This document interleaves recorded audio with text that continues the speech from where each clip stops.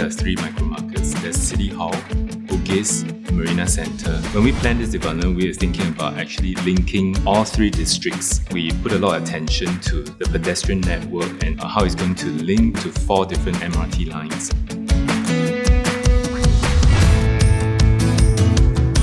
We are going to attract thousands of talented people to come into Kwok Koh Midtown.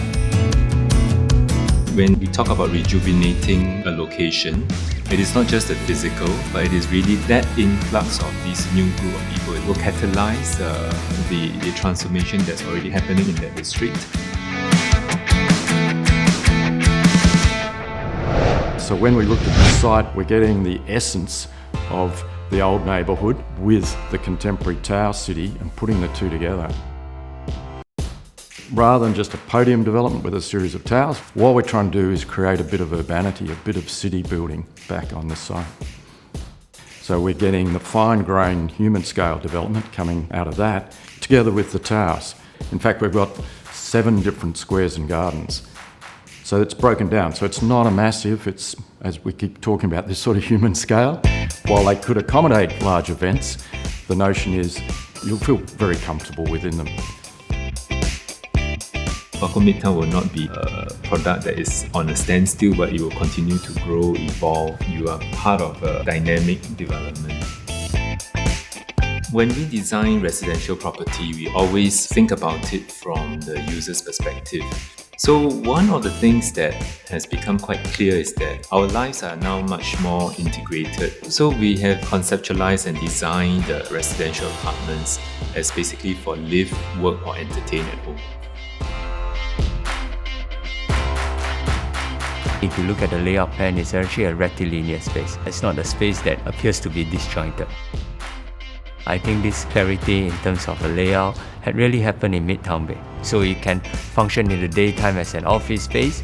You could do a bed concept like a Murphy bed that flips down. That in the daytime is actually a work area. In the night, it could be a sleeping area. And this allowed a play of activities, of functions that strangely, as I say, can work within such a small area. It's a home that allowed a growth of activities to happen.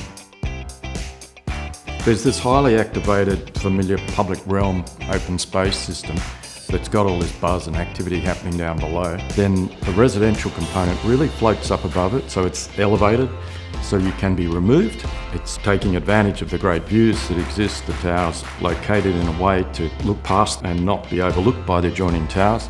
We twisted the tower, orientated it to maximise the outlook. That seemed critical to us. So once you're in your own unit, you're in your own private space, but if you want to get out, it's all happening down below you in the gardens and squares in the Midtown that we've created. Midtown Hub is essentially a business and social club. The idea is really to create a sort of a very engaging space for people to share ideas, to be able to get people to think out the box, meet people with different ideas. Is very important for companies to continue to innovate. When you live in Midtown Bay, you are directly plugged into this network activities and people and communities. Cities that stand out that we all want to go and visit are characterised by great streets, great places, great neighbourhoods, and that's what we've sought on this development. It's simple yet powerful, and there's so much things that's happening inside, and I can't wait to see the whole development complete. Owning Midtown Bay is essentially like owning a piece of Kwok Koh Midtown and everything else that Kwok Koh Midtown has to offer.